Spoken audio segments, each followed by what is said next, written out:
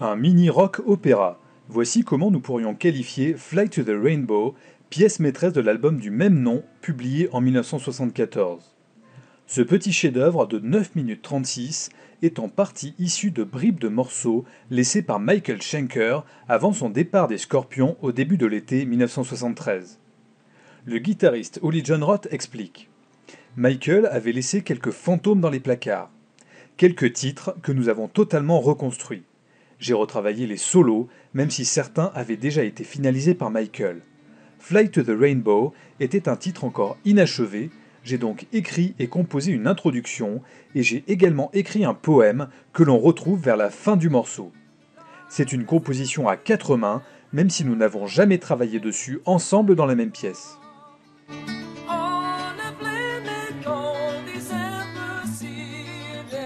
Distillant des ambiances éthérées, ce titre à tiroir se veut bien plus structuré que l'épique Lonesome Crow sur le premier album des Scorpions et témoigne du gain de maturité du groupe. Le voyage épique débute au son d'une guitare classique hispanisante pouvant rappeler They Need a Million, un autre titre du même album. Subtil et sophistiqué, Klaus Meine propose une mélodie vocale délicate et lumineuse.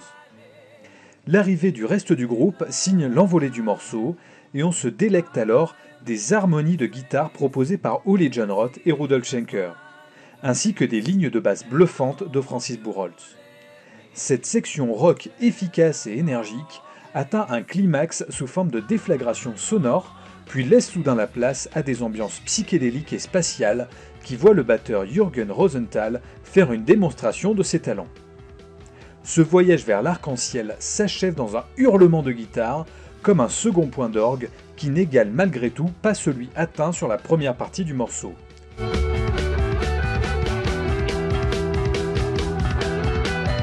En live, Fly to the Rainbow est débarrassé de son arpège introductif et démarre directement sur la partie dynamique avec le groupe au grand complet.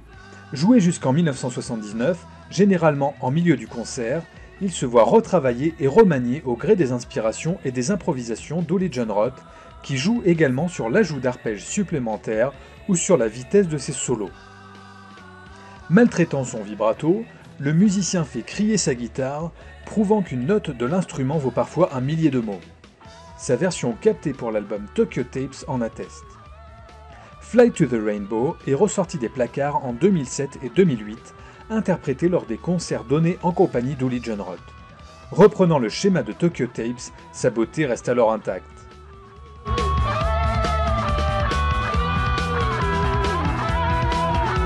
En 2015, Uli Jon Roth reprend le morceau à son compte sur son album Scorpions Revisited, lui offrant une nouvelle introduction hispanisante.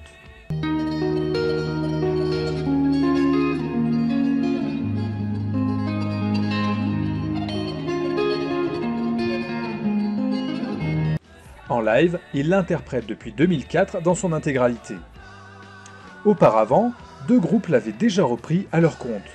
New Eden, combo de power metal américain, qui en propose une version inutilement lourde et dénuée de toute subtilité sur l'album Tribute Another Piece of Metal en 2001.